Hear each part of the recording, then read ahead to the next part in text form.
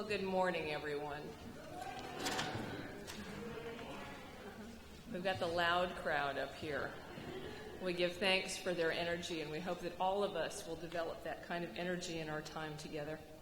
On behalf of the members of the ministry team, the Reverends Natalie Fenimore and Ned White, and our worship assistants this morning, Angela Sisa and Ricky Burke, it is my privilege to welcome you to the Unitarian Universalist congregation at Shelter Rock. We are so pleased that you have chosen to be here with us this morning.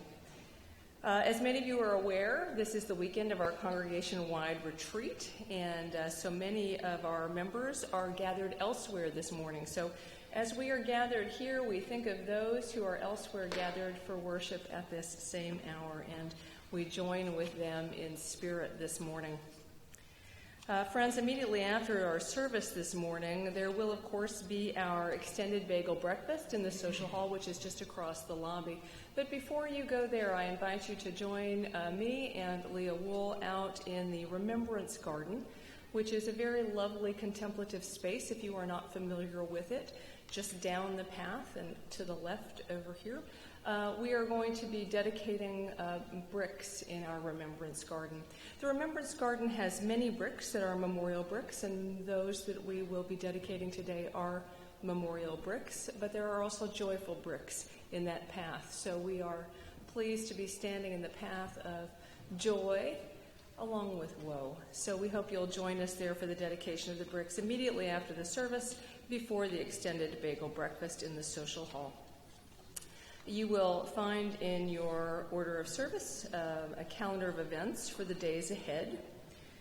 At your leisure, I invite you to take a look at that. I'll remind you that tomorrow is Memorial Day, and the office here at UUCSR will be closed. Business will resume as usual on Tuesday morning, but know that there will not be anyone here on site tomorrow. We will be observing Memorial Day, as we hope that you will be as well.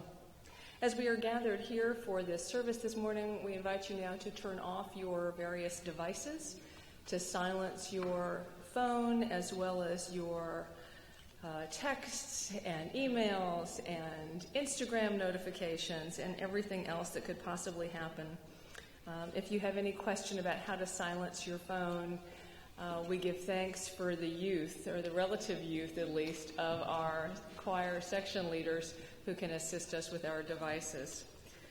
It would be a shame for your phone to go off during a service. It is so embarrassing for the individual whose phone rings. And we will just stop and wait until the sounds end. Next Sunday, June 2nd, is a full day of meeting for us here at Shelter Rock. We'll join in the morning for worship, which is being billed as Ned White's farewell sermon with us as he starts to bring his interim ministry with us to a close. Ned, of course, will be with us until August, so it is not the last time we will see or hear from Ned, but it is his farewell sermon next Sunday morning. After that Sunday service, we'll have a brunch. We have moved from an annual dinner to an annual brunch. We're getting earlier as time passes in the tenure of my ministry, so we're having our annual brunch, which will be followed by the final congregational meeting of the year. Given that we are congregational in governance, we hope that all the members of this congregation will be present to exercise their right to participate in that congregational meeting. Congregational governance is a gift of our Unitarian forebears who fought so hard to break free from the standing order churches and to allow freedom of religion and participation in one's religious community. So let us use that gift and fully appreciate that gift and participate fully in congregational decision-making. Friends, now as we prepare to enter into this time together, this service commemorating Memorial Day and honoring lives lost, I invite you to take a deep breath and to center down. I invite you, to the best of your ability, to set aside those things that you carry in with you today.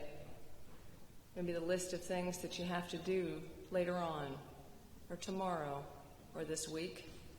the worries that you have for your loved ones, your partner, your friends, your children, or yourself.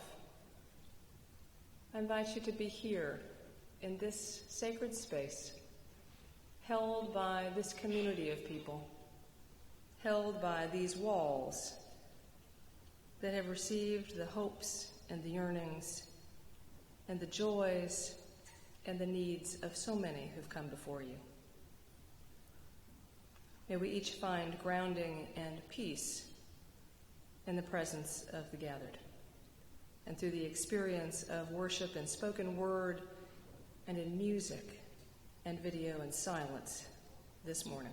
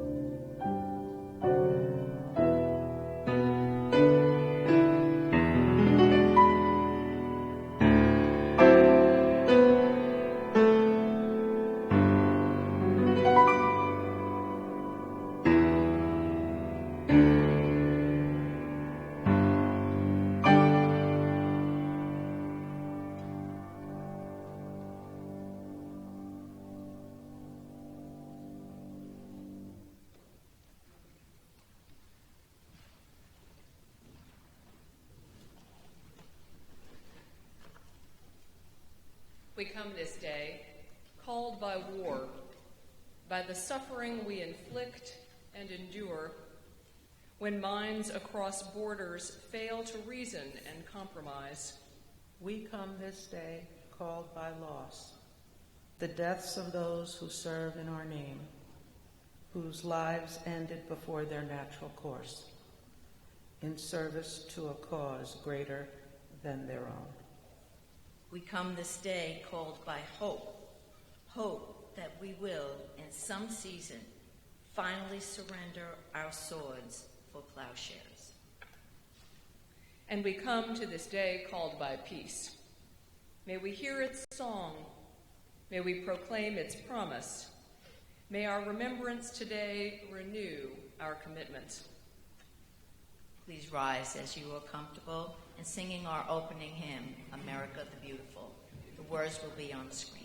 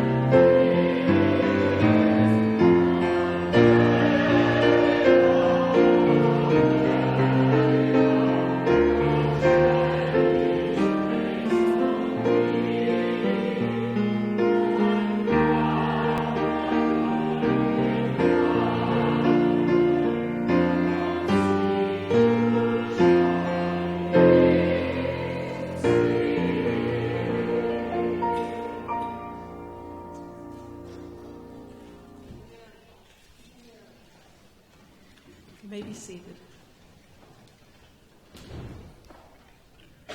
We light our chalice this morning in honor of those who have lived lives of service.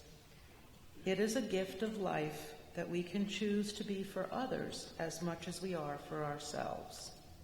We kindle this flame with reverence for the life and freedom to choose day by day how we use ours.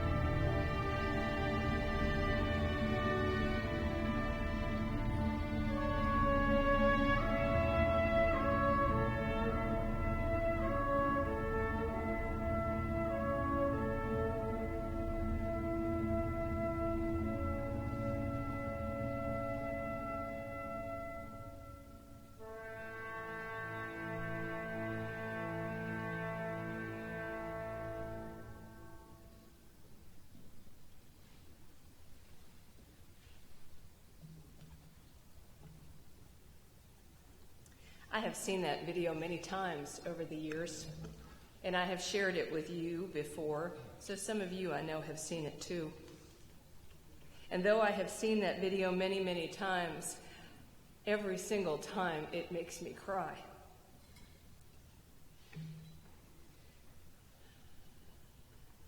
My heart breaks to witness the profound sorrow of the bereaved.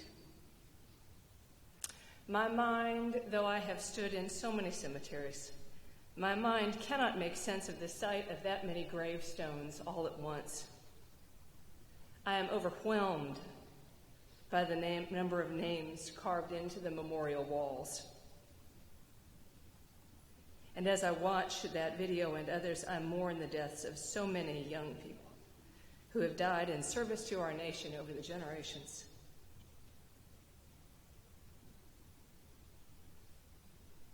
Seeing this, a mere 2-minute glimpse of the profound sorrow felt by the families of our nation's servicemen and women over the generations, I feel called to honor their sacrifice and give thanks for their service. And watching this video, I am reminded of every single time I have conducted a funeral for a veteran. No matter how old they were when they died, or how long they served in our military, or how they served, or how they died, to hear the sounding of taps and to watch the young servicemen, always men these days, but someday it will be women, the young servicemen slowly and carefully, ritualistically folding the flag and presenting it to the bereaved, always brings me to tears. Even after all these years and all these funerals, this wordless ritual is more powerful than anything any clergy person can say at graveside. It is so layered with meaning that everything falls away. And the bereaved, no matter how stoic, always sob when a serviceman gets down on bended knee and says quietly, but in a voice filled with sincerity and deepest conviction, "This flag is presented on behalf of a grateful nation, as an expression of appreciation for the honorable and faithful service rendered by your loved one." Always the family cries. And usually then I can keep it together better than this. But my heart breaks and aches. I cannot help but think, as the young person says these words, that he knows that one day they may be said, likely will be said, to one of his loved ones. Hopefully not his mother and father. Hopefully to some aged partner way down the road. But every time that young person gets down on knee, I think, oh, you are doing this for your future too. I imagine that he prays in that time that someone will remember his faithful service to our nation, which has such greatness in it and such potential for greatness. And so, friends, today our task, today and tomorrow, is to remember with love and gratitude. Ricky Burke will offer a reflection for us in our service this morning.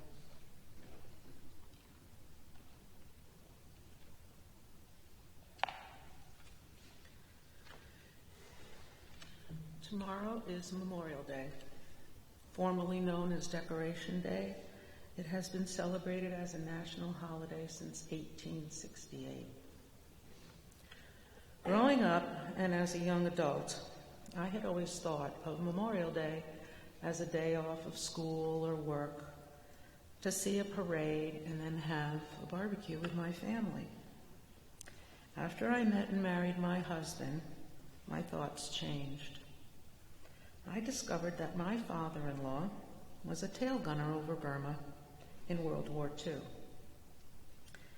And after hearing about my husband's family service, I had a revelation of my own. I learned my stepdad was a World War II veteran and a Korean veteran, and that he had served actively in 3 branches of the armed forces during his life: the Army, the Marines, and the U.S. Coast Guard. These 2 men changed my perspective about Memorial Day. Both men were shot and injured in service, and both men received the Purple Heart. My stepdad ultimately became a disabled American veteran as a result of the lifelong injuries that he sustained. I now fly a flag proudly outside my home, and I've learned to thank every veteran for their service. I embrace opportunities to honor those who are no longer with us, and realize that Memorial Day is much more than just a day for barbecues and parades. Last week, I made it a priority to attend a memorial service and tribute to the veterans at the Nassau County Courthouse in Mineola. It was a moving experience. There were lawmakers and courthouse personnel and politicians present, and the crowd filled the very large rotunda. One of the special guest speakers was a senior federal judge of the U.S. District Court of the Eastern District of New York. Honorable Judge Arthur Spat had served in the Navy during World War II. He is 93 years old and still works 6 days a week, getting up every morning and leaving his home, including Saturdays, at 6:30 a.m. He was a remarkable and humble individual, and he reminded all of us present that anyone who has served and made the ultimate sacrifice was a hero, and that we should honor those who gave their lives to protect our freedoms. Specific recognition was also given to a Tuskegee Airman, William Johnson, who was one of only a few airmen left still living, and who served with his group when racial segregation was in full force in America. Collectively, the Tuskegee Airmen flew over 15,000 sorties, as they were called, and were awarded over 150 flying crosses, distinguished flying crosses. They ultimately were responsible for integrating the airmen into the U.S. Armed Forces. 4 Gold Star mothers were honored as well that day. These women have lost a child who was in the military, and yet they are still actively involved in helping in VA hospitals, counseling newly bereaved mothers and fathers, and volunteering in their communities. So tomorrow, may we remember those who lost their lives in military service to our nation, and also honor those who have carried on serving despite profound lifelong injuries, racial bias, or loss of a beloved family member. We truly owe them all a debt of gratitude.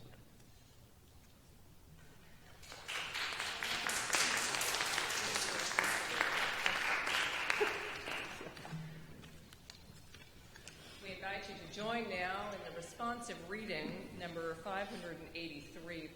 The words will appear on the screen, but you may use your hymnal if you are more comfortable. May I see the first slide so I can see what their text looks like? Your text for the gathered is in the italicized print. The young dead soldiers do not speak.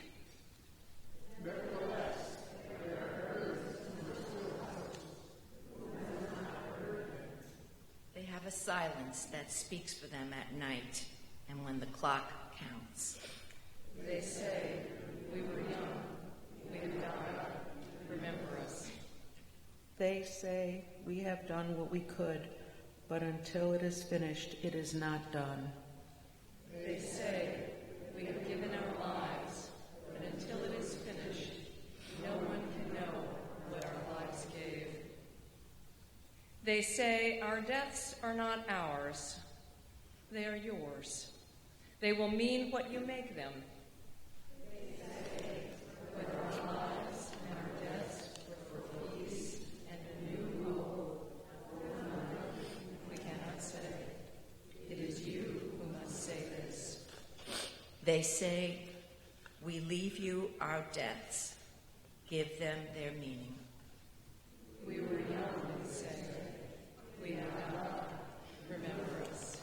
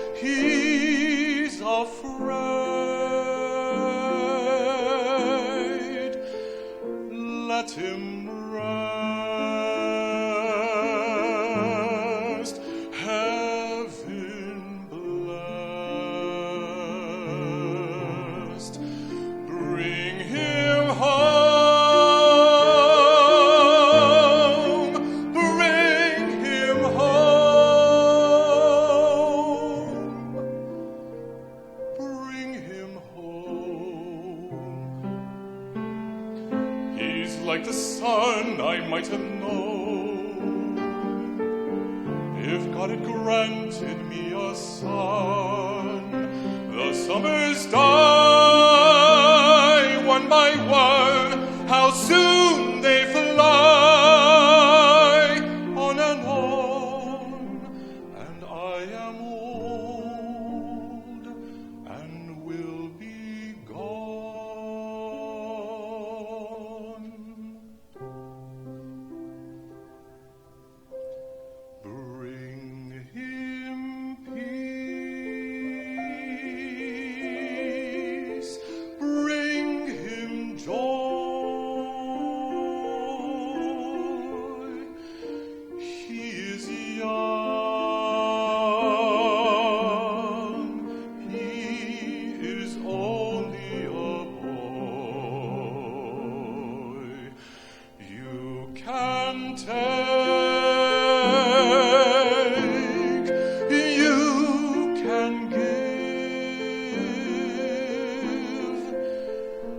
Let him be,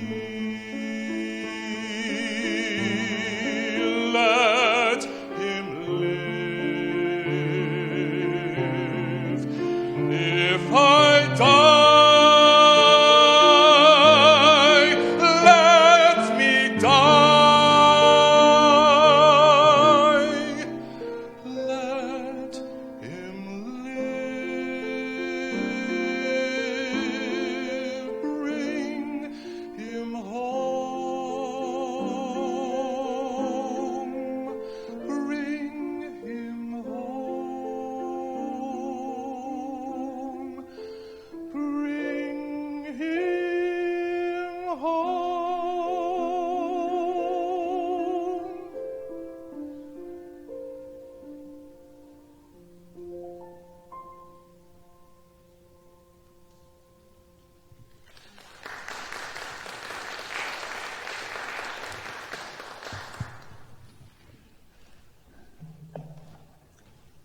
I invite you to join now in a time of prayer and meditation. To find a comfortable spot for your rear in that pew cushion. To breathe in and out. In this quiet moment, we seek to grow in our awareness of the Spirit which courses through us and through all living beings. We invite the Spirit of life, that which gives us life and a glimpse of the eternal, to find a home in our hearts and guide our words and deeds. On this Sunday, when we observe Memorial Day, we are surrounded by a cloud of witnesses. Today we recall the fallen soldiers, the fallen of our armed forces of our history, the men and later women who have died in service to our country. We give thanks for their lives and for their service and for their sacrifice. We hold in mind the names of those known to us who died in service to our nation, and the countless others whose names and faces are lost to time.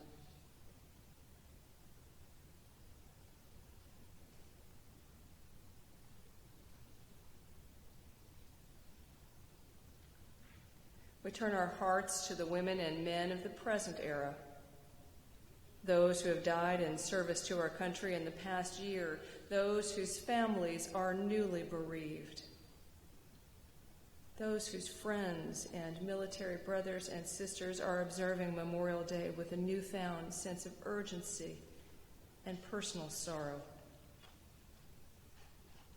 May they be assured that around this country there are those who are with them in spirit, who know that they mourn. In this time of quiet, we honor the service and sacrifice of our fallen and the service and sacrifice of their families. For certainly they suffer. We who have not served in the armed forces cannot fully imagine the experience of military action. We can't come close.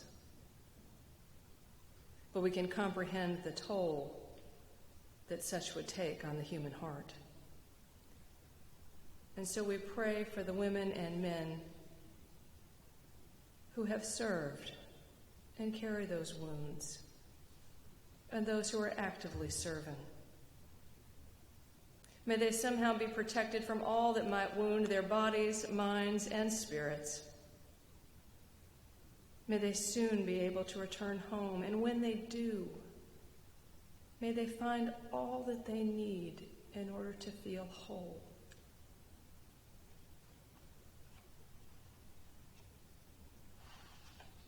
On this day, as we remember our service members, our fallen soldiers, and those who love them, we mourn our civilian dead too. We remember those whom we've loved and who are gone from this life that we know and understand.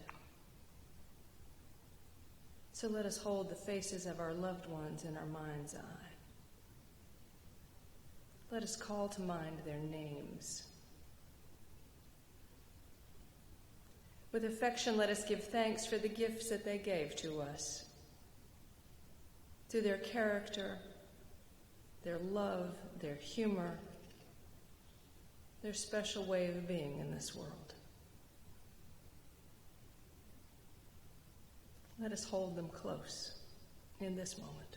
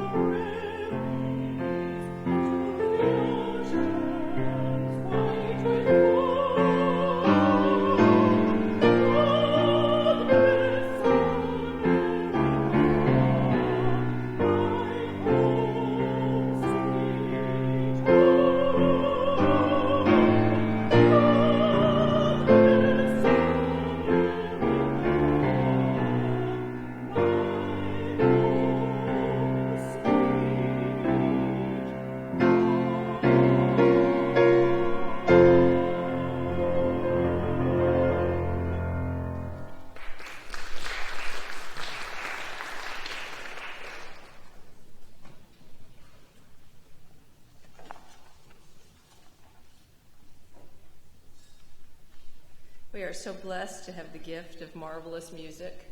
Thank you all for being with us today. It does lift the spirit and says so much more than words can say.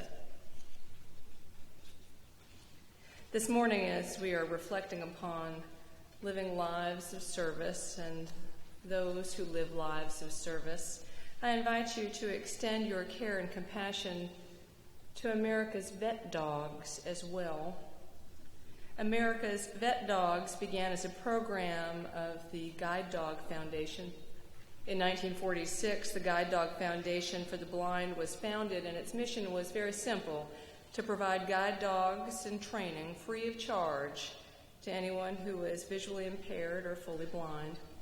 After the war, the Guide Dog Foundation began providing dogs and training at no cost to vets, in particular returning from the battlefields.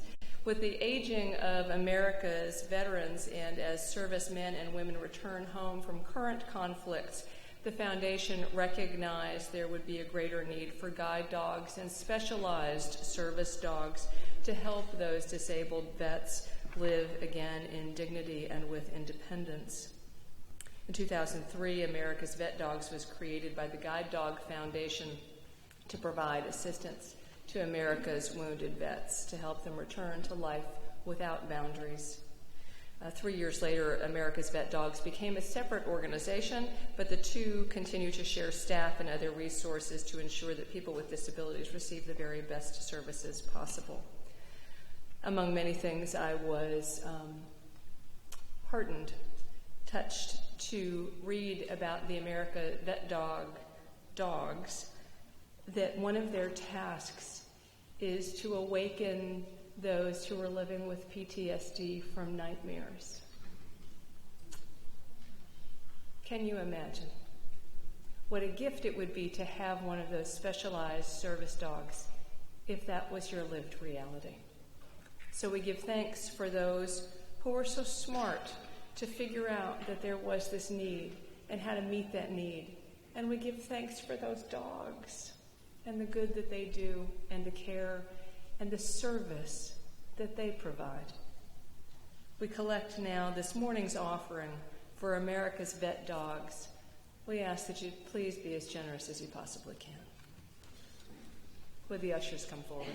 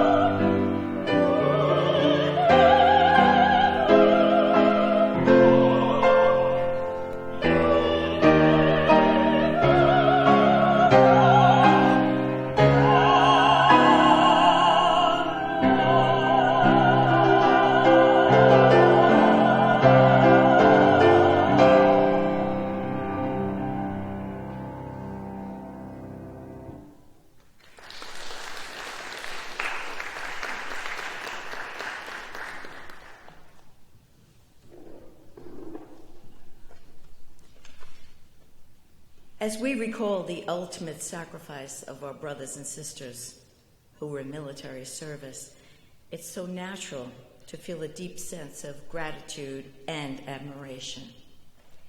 Wouldn't it be a tribute to their memory if they can inspire us to service? A service different from theirs, yet one that can still affect many lives. I want to share 2 stories of people who did just that. I became part of this program. I didn't know I was going to meet for the first time the children that I'd brought over so many years before. Managed to save 664 children. This is his scrapbook. There are all kinds of fascinating pictures in it. Perhaps you can see this is a picture of Nicholas Winton himself with one of the children he rescued. If you look at the very back of this scrapbook, fascinating things in it, all the letters. But back here is the list of all the children. This is Vera Dearmont, now Vera Gissing. We did find her name on his list. Vera Gissing is with us here tonight. Hello, Vera. And I should tell you that you are actually sitting next to Nicholas Winton.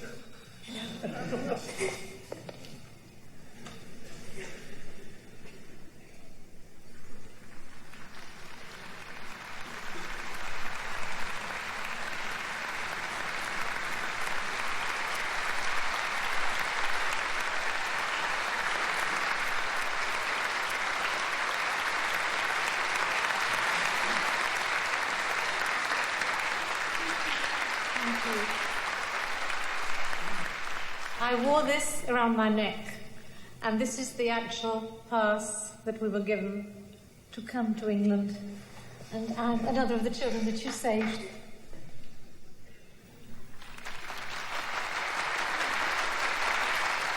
Can I ask, is there anyone in our audience tonight who owes their life to Nicholas Winton? If so, could you stand up, please?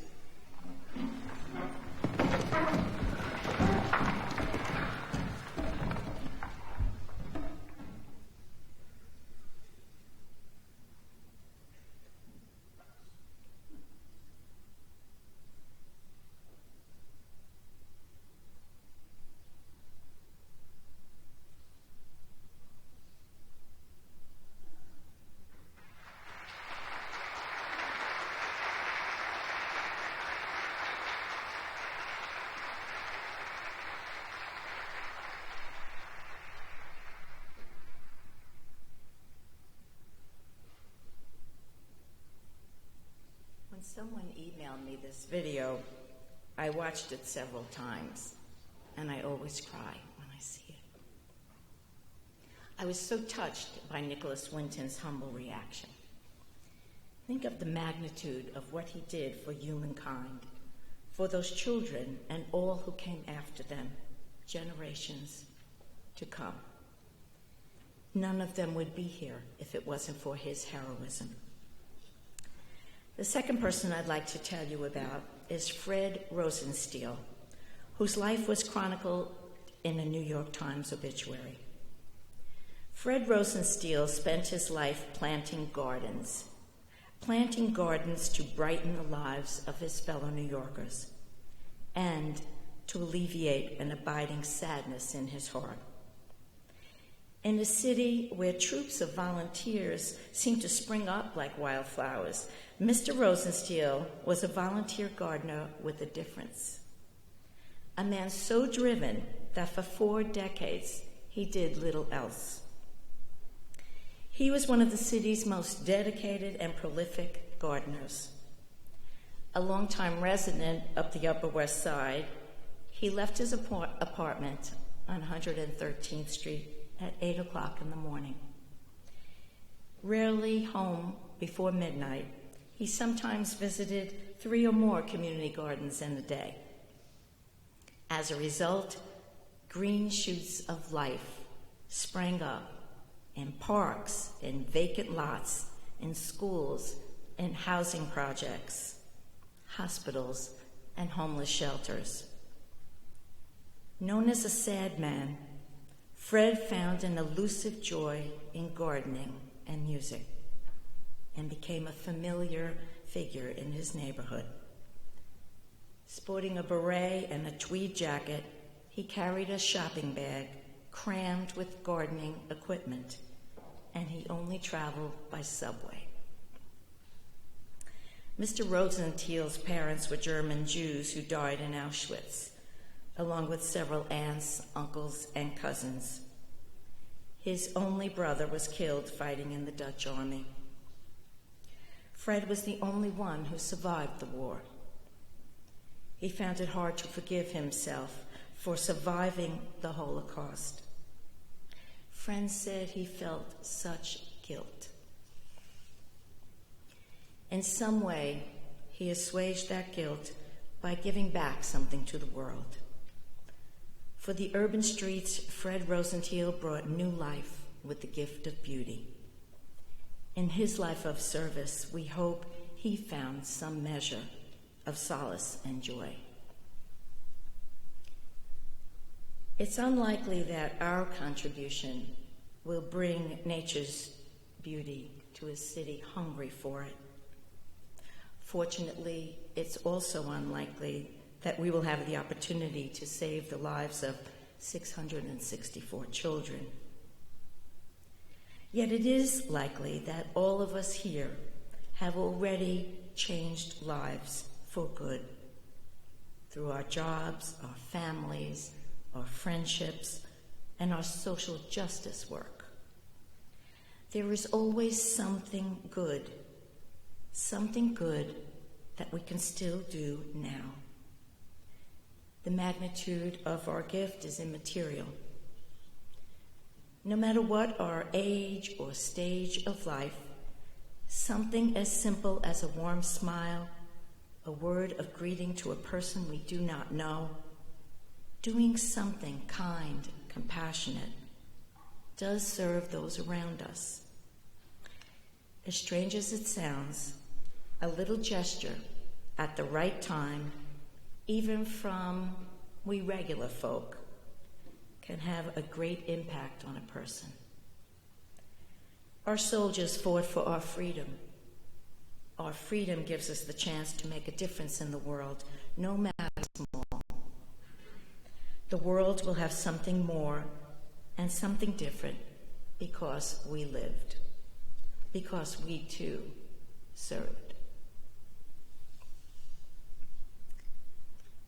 Please rise as you're comfortable and join in singing our closing hymn, Come, Thou Fount of Every Blessing. The words will be on the screen, and if you prefer to use the hymnal, it's number 126. Mercy,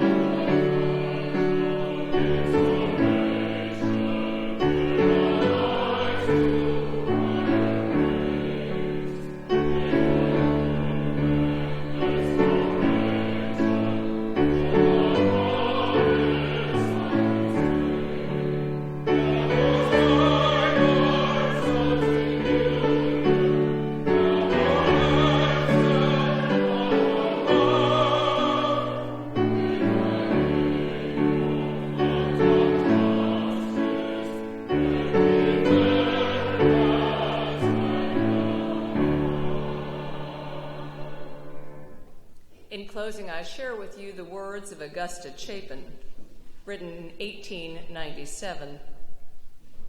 The greatest name will perish from human history. The finest monument will crumble into dust. And the time will come when our names will be lost, and our places know us no more. Yet we shall survive in the memories of our friends as long as the remembrance will serve any good purpose. And then our work and thought and influence will mingle with the great ocean of human achievement. And the sum total of that will be something more and something different from it would have been without us. And so it is. And amen.